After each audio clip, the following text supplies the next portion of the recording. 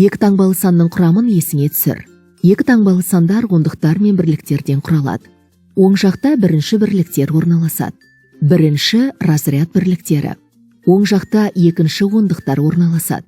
Екінші разряд бірліктері. Мысалы, 15 саны бір ондықтан және 5 бірліктен тұрады.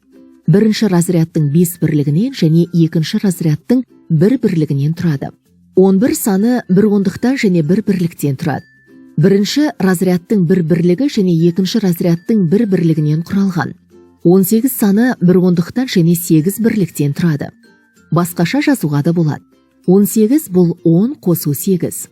Сандарды ондықтар мен бірліктердің қосындысы түрінде жазу разрядты қосылғыштардың қосындысы түрінде жазу деп аталады.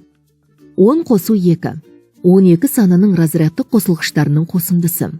12 санының разрядты қосылғыштарын білетін болсаң, онда мына мысалды шешу қиындық туғызбайды.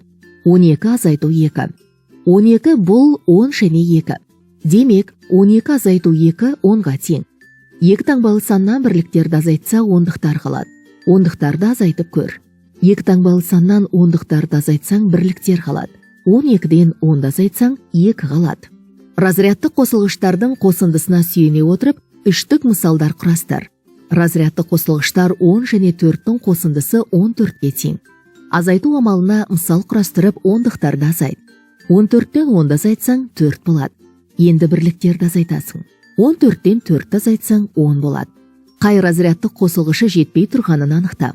17 бұл 10 және 7. 19 бұл 9 және 10.